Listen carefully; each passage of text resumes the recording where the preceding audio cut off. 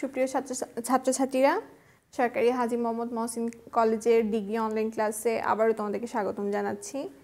আজকে আমরা রাষ্ট্রবিজ্ঞান দ্বিতীয় পত্র নিয়ে আলোচনা করব। আমরা আগেও একদিন রাষ্ট্রবিজ্ঞান দ্বিতীয় পত্র নিয়ে আলোচনা করেছিলাম। সেদিন আমরা দেখেছিলাম যে রাষ্ট্রের সাথে কিভাবে আমরা পরিবারের সম্পর্ক করি। হ্যাঁ, রাষ্ট্রবিজ্ঞানটা কি? এটা হচ্ছে আমাদের কাছে রাষ্ট্রীয় বিষয় সম্পর্কিত বিজ্ঞান। আমরা একটা রাষ্ট্রে বসবাসকারী নাগরিক জনগণ। আমরা রাষ্ট্রের মধ্যে বসবাস করতে যা যা সুযোগ সুবিধা আমরা ভোগ করে থাকি, যেই উপাদানগুলো আমরা ব্যবহার করে থাকি, যেই উপাদানগুলো আমাদের প্রাত্যহিক জীবনের সাথে সম্পৃক্ত সেসব নিয়ে আমরা আলোচনা করে থাকি। সেই রাষ্ট্রবিজ্ঞানের মধ্যে আমরা আগের দিন আলোচনা করেছিলাম যে একটা রাষ্ট্রের সর্বোচ্চ প্রতিষ্ঠানটি এবং সর্বনিম্ন প্রতিষ্ঠান কোনটি, সেই প্রতিষ্ঠানগুলো একটি আরেকটির সাথে কিভাবে সম্পৃক্ত, আমরা কিভাবে আমাদের পরিবারকে আমাদের জাতীয় সংসদের সাথে কি করেছিলাম, লিয়াজু করেছিলাম। সেই পরিবারের মধ্যে যেসব কর্মকাণ্ড সংগঠিত হয়, সেই একই ধরনের কর্মকাণ্ড যে আমরা জাতীয় সংসদের মধ্যেও দেখে থাকি বা রাষ্ট্রীয় সরকার দল বিরোধী দলের মধ্যে দেখে থাকি, এটাকেই হচ্ছে আমরা রাষ্ট্রবিজ্ঞানের কি বলেছিলাম, প্রতিষ্ঠান ও সংগঠন। রাষ্ট্রবিজ্ঞানের সর্বোচ্চ প্রতিষ্ঠান এবং সর্বনিম্ন প্রতিষ্ঠানের মধ্যে আমরা একটা সম্পর্ক তৈরি করেছিলাম। তোমরা যদি আগের ক্লাসটা ভালোভাবে মনোযোগ দিয়ে দেখে থাকো বা ক্লাসটা করে থাকো, তাহলে হচ্ছে তোমরা পরিবারের সাথে কিভাবে জাতীয় সংসদ সম্পৃক্ত সেটা নিয়ে হচ্ছে তোমরা ভালোভাবে বুঝতে পারবে, বা আমি কিভাবে একটা পরিবারের কার্যাবলীর সাথে সরকারের যে কার্যাবলীগুলো এগুলোকে কিভাবে লিঙ্ক আপ করেছিলাম সেটা সম্পর্কে আমরা জানতে পারবো। আজকে আমরা রাষ্ট্রবিজ্ঞান সম্পর্কে একটু আলোচনা করি। রাষ্ট্রবিজ্ঞান সম্পর্কে আলোচনা করতে গেলে আমরা জানতে হবে হচ্ছে রাষ্ট্রটা কি। 1 নাম্বার, রাষ্ট্র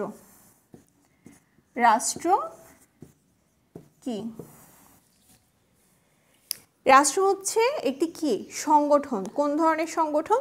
রাজনৈতিক সংগঠন। এখন আমি এটাকে রাজনৈতিক সংগঠন বলতেও পারি, আবার নাও বলতে পারি, কিন্তু রাষ্ট্র একটা কি রাষ্ট্র একটা সংগঠন। আমি রাষ্ট্রকে রাজনৈতিক সংগঠন বলার আগে বুঝতে হবে রাষ্ট্রটা আমার কাছে কেন রাজনৈতিক সংগঠন, এটাকে আমি কেন রাজনৈতিক সংগঠন বলছি। আমরা আগের দিনেই বলেছিলাম যে যখন আমি একটা পরিবারে বসবাস করি, সেই পরিবারের মধ্যে বিদ্যমান বা যারা হচ্ছে থাকে সকল সদস্যই কিন্তু কিছু না কিছু রুল রেগুলেশনস ফলো করে থাকে, কিছু না কিছু অ্যাক্টিভিটিস তাদের দেখা যায়। সেই অ্যাক্টিভিটিসগুলোকে যখন আমরা কি করি, মূল্যায়ন করি, তখন তারা এক একটা বিশেষজ্ঞের কাজ করে। হ্যাঁ, একজনকে বলেছিলাম যে তিনি কি করছেন, অর্থ সাপ্লাই দিচ্ছেন, অর্থ হচ্ছে গ্যাদার করছেন, একজন হচ্ছে অর্থ সাপ্লাই দিচ্ছেন, একজন হচ্ছে আমাদের বাজেট নির্ধারণ করছেন যে আমাদের পড়াশোনাতে কত টাকা প্রয়োজন। হ্যাঁ, একটা রাষ্ট্র যখন পরিচালিত হয় সেই রাষ্ট্রের মধ্যেও কিন্তু এগুলো দেখা যায় যে আমার পরিবহন খাতে কত টাকা প্রয়োজন। আমরা একটা রাষ্ট্রের মধ্যে কিভাবে সেই রাষ্ট্রটাকে হচ্ছে পরিচালনা করব, কোন কোন ভাগে ভাগ করলে, কিভাবে ভাগ করলে হচ্ছে সেই রাষ্ট্রটাকে সুন্দরভাবে পরিচালনা করা যাবে, এগুলো সবই কিন্তু দেখা যায়। সেই পরিবারের মধ্যে আমরা যেসব কার্যাবলী করে থাকি, পরিবারের উন্মুক্ত বা হচ্ছে ওপেন যে প্ল্যাটফর্মটা, সেটাই হচ্ছে কি রাষ্ট্র। সেই রাষ্ট্রের কথা যখন আমি বলছি, রাষ্ট্র হচ্ছে এমন একটি সংগঠন যেখানে কি জনগণ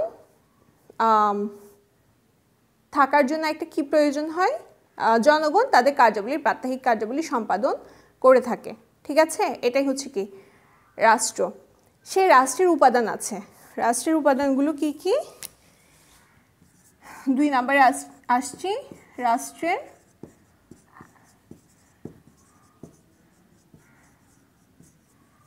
উপাদান। রাষ্ট্রের উপাদান সর্বপ্রথম বলে দিই 4টি।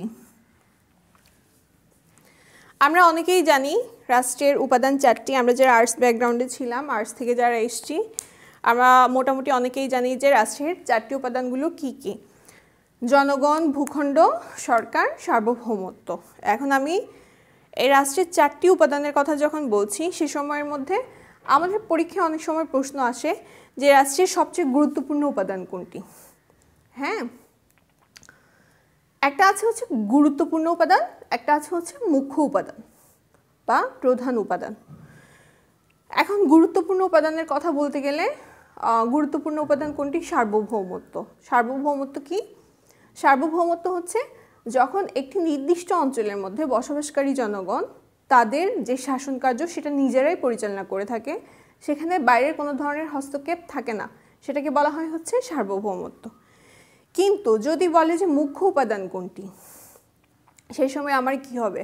মনে করো আমার কাছে সার্বভৌমত্ব থাকলো, আমার কাছে সরকার থাকলো, আমার কাছে জায়গা আছে, কিন্তু আমার কি নেই? জনগণ নেই। তাহলে কি আমার রাষ্ট্র গঠন করা সম্ভব হবে?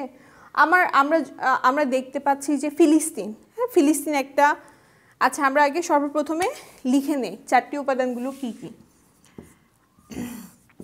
1 নাম্বার হচ্ছে জনগণ, 2 নাম্বার হচ্ছে ভূমি বা ভূখণ্ড, 3 নাম্বার হচ্ছে সরকার, 4 হচ্ছে সার্বভৌমত্ব। ঠিক আছে, আমরা যখন এই রাষ্ট্রের উপাদানগুলোর কথা বলছি, আমরা ফিলিস্তিন একটা রাষ্ট্র দেখি, সেই রাষ্ট্রের কি আছে? জনগণ আছে। জনগণ থাকে কোথায়? একটা জায়গাতে থাকে। তাদের কি কোনো সরকার আছে? তাদের কিন্তু সরকার নেই। তাদের কি কোনো সার্বভৌমত্ব আছে?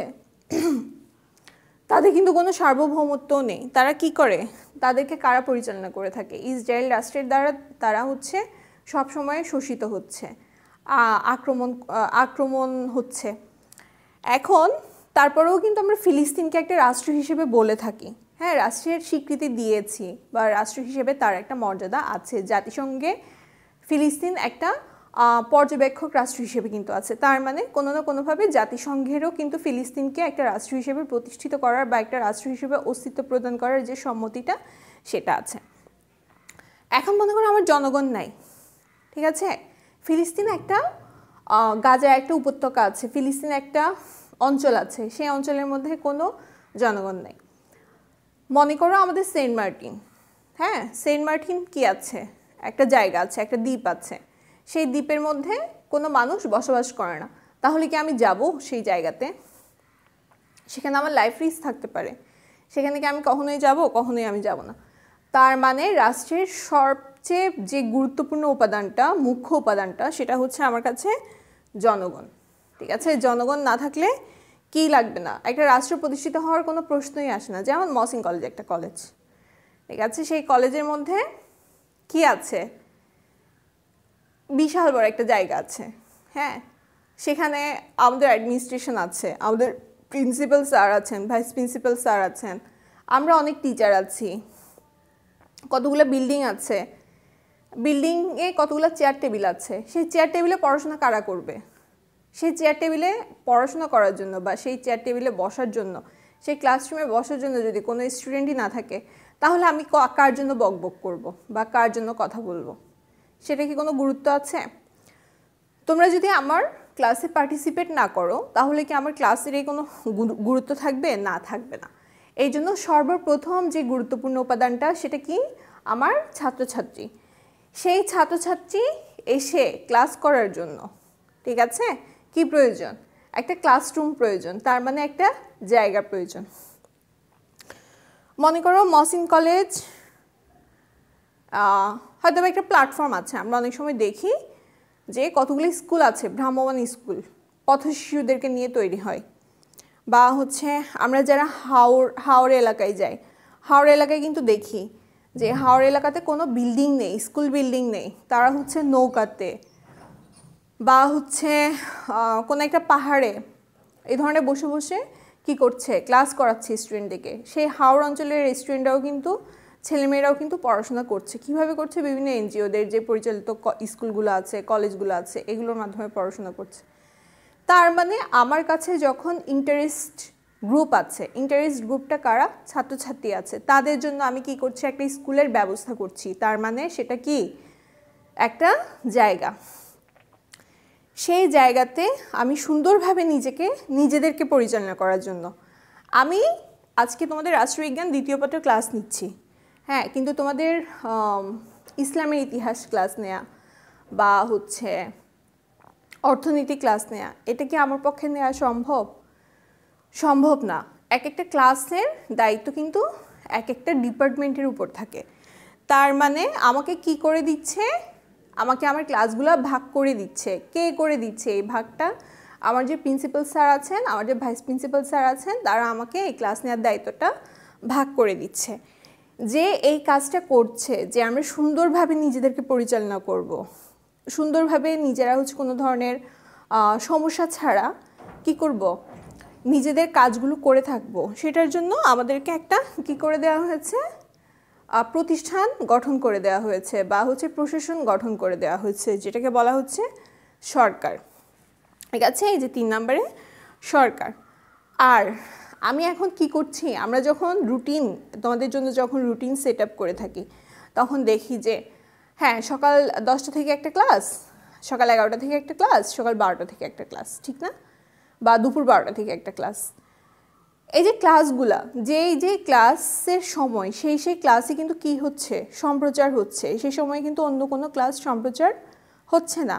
বা এখন আমরা সম্প্রচারের কথা বলছি, যখন আমরা ক্লাস করি, হ্যাঁ ফিজিক্যালি এসে যখন আমি কলেজে ক্লাস করি, তখন আমাদের রাষ্ট্রবিজ্ঞান ক্লাসে কি অন্য কোনো শিক্ষকরা আসেন, বা হচ্ছে আমাদের অর্থনীতির স্যার আসেন, বা হচ্ছে আমাদের ইসলামিক ইতিহাসের স্যার কি আসেন না।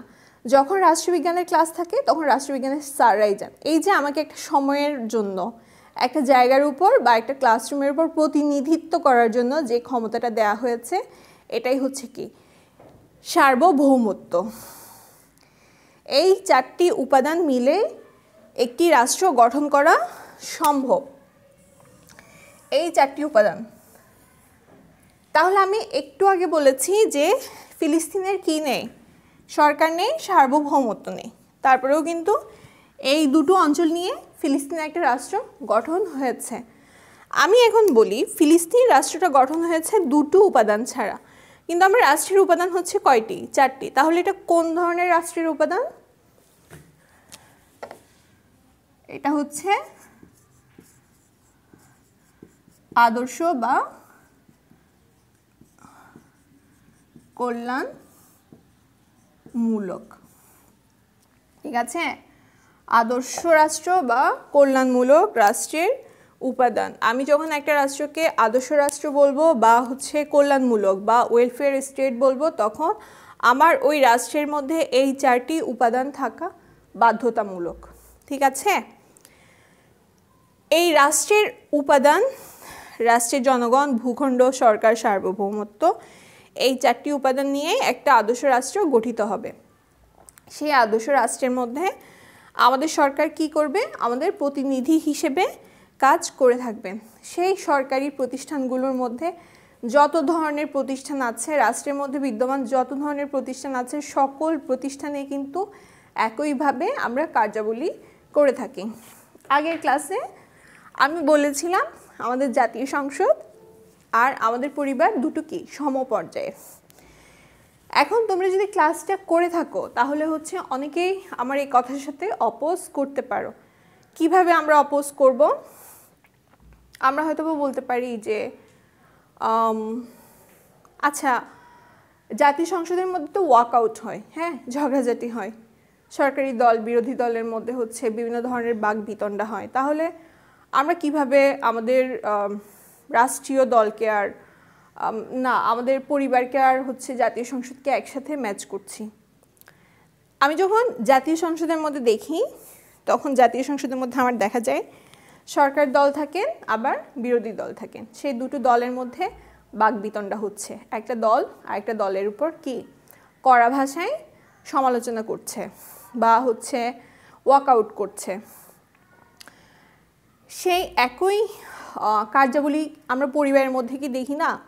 আমরা যখন পরিবারের মধ্যে অনেকগুলো ভাই বোন থাকি, সেই ভাই বোনদের মধ্যে আমরা দেখি না যে মা বাবা হয়তো বা ভাইকে বেশি সুবিধা দিচ্ছে বা বোন একজনকে বেশি সুবিধা দিচ্ছে আরেকজনকে কম দিচ্ছে। যে বড় সে বেশি সুবিধা পাচ্ছে, একজন হচ্ছে রাত করে বাসায় আসছে, একজন হচ্ছে তাড়াতাড়ি চলে আসার জন্য বলা হচ্ছে। যদিও বা এখন আমরা কখনোই বলবো না যে প্যান্ডেমিক সিচুয়েশনের মধ্যে আমি বাসার বাইরে খুব বেশি ঘোরাফেরা করব। এটা হচ্ছে জাস্ট এমনিতে কি একটা উদাহরণ। হ্যাঁ, কোনো মা বাবা দেখা যায় হয়তো অনেক সময় কোনো একটা ছেলে বা মেয়েকে একটু বেশি আদর করে, বা হচ্ছে আমরা যখন মুরগি পছন্দ করি, একজনকে হয়তো বা লেগ পিসটা দেয় আর একজনকে হচ্ছে দিচ্ছে না, তো দুইজনের লেগ পিস পছন্দ হতে পারে। যখন একজনকে দিয়ে দেয় তখন অন্য ছেলে মেয়ের মনে কিন্তু একটা রেশ সৃষ্টি হয় যে লেগ পিস তো আমিও পছন্দ করি, আমাকে তো দিল না। ঠিক আছে, এই ধরনের বিভিন্ন ধরনের রেশারেশির কিন্তু সৃষ্টি হয়। সে সময় এক সময় পর দেখা যায় ভাই বোনদের মধ্যে কিছু না কিছু নিয়ে হয়তো বাক বিতণ্ডা লেগে যায়। ঠিক আছে, বা হচ্ছে ও 2টা মোবাইল ফোন ইউজ করে, আমি একটা কেন করি। এই যে আমার মধ্যে কি আসছে, একটা প্রতিবাদী একটা মনোভাব আসছে। ঠিক আছে, ওকে সায়েন্স পড়িয়েছে, আমাকে কেন কমার্স পড়িয়েছে বা আর্টস পড়িয়েছে। হ্যাঁ, এই ধরনের বিভিন্ন ধরনের সেন্টিমেন্ট আমাদের মধ্যে ক্রিয়েট হয়। বা হচ্ছে ভাই ভাই, যখন এগুলো তো ছোটোবেলার কথা, বড় হয়ে গেলেও কিন্তু এই ধরনের অনেক সময় দেখা যায়। তো এইগুলোই কিন্তু আমাদের মধ্যে কি রাজনীতির একটা মনোভাব, যেটা হচ্ছে আমাদের কাছে বিরোধ করা বা হচ্ছে একজন আরেকজনের সাথে কি করা, অপোজ করা, বা হচ্ছে একজনের মূল্যবোধের সাথে আরেকজনের মূল্যবোধ না মেলা। এগুলাই হচ্ছে কি আমাদের কাছে রাজনৈতিক কর্মকাণ্ড। এই যে এগুলো আমরা সর্বপ্রথম কোত্থেকে শিখে আসছি, পরিবার থেকেই শিখে আসছি। পরিবার থেকে আমরা স্কুলে যাচ্ছি, স্কুলে গিয়ে আমরা দেখছি রোল 1 2 3 যে থাকে তাদের জন্য স্যারদের হচ্ছে একটু অন্য ধরনের একটা মনোভাব থাকে। তারপর যে হচ্ছে যার হাতে লেখা একটু সুন্দর তাকে হয়তো বা নাম্বার একটু বেশি দেয়। এই ধরনের অনেক সময় অনেক ধরনের কথা আমরা শুনতে পাই। এই যে এগুলোও কিন্তু আমাদের কোন ধরনের রাজনৈতিক সত্তার বিকাশ, যেটা আমি স্কুলে করছি, ঠিক তেমনি খেলাতেও আছে। এই যে আমরা কিছুদিন আগে বঙ্গবন্ধু প্রিমিয়ার লিগ দেখলাম, আমাদের কিছু আইকনিক প্লেয়ার সাকিব, তামিম, মুশফিক, হ্যাঁ, তাদেরকে কি করা হয়েছে, এ ক্যাটাগরির খেলোয়াড় হিসেবে রাখা হয়েছে, আবার B category, C category, D category, এভাবে 4টা ক্যাটাগরি করা হয়েছে। এখানের মধ্যেও কিন্তু কি একটা ডিপ্রাইভেশন হয়ে গেছে, যে আমি কি করছি, আমার যে খেলোয়াড়গুলা কোথাকার খেলোয়াড়, আমার ন্যাশনাল টিমের খেলোয়াড়, সেগুলোর মধ্যেও কিন্তু আমি একটা গ্রেড দিয়ে দিয়েছি। এগুলো সবই কি আমাদের কাছে কি সৃষ্টি করে, একটা রাজনৈতিক বা একটা হচ্ছে বিরোধী মনোভাব সৃষ্টি করে থাকে। এই জন্য সমাজ বা রাষ্ট্রের মধ্যে বিদ্যমান সকল ধরনের প্রতিষ্ঠানের মধ্যে কিন্তু আমরা আমাদের রাজনৈতিক কার্যক্রমগুলো সম্পাদন করে থাকি। আজকের মতো আমি রাষ্ট্রবিজ্ঞান 2য় পত্রের ক্লাসটা এখানেই সমাপ্তি ঘোষণা করছি। আশা করি তোমরা ভালোভাবে ক্লাস করছো, ক্লাসগুলো ফলো করছো, যদিও আমরা দেখছি যে সেটা খুব খারাপ অবস্থা। আশা করি তোমরা সবাই ক্লাসে রেগুলার হবে। সেই পর্যন্ত ভালো থেকো। আর যাদের সমস্যা থাকবে তারা কমেন্ট বক্সের মাধ্যমে অবশ্যই তাদের সমস্যাগুলো জানিয়ে দিবে। ভালো থাকবে, সুস্থ থাকবে। আল্লাহ হাফিজ।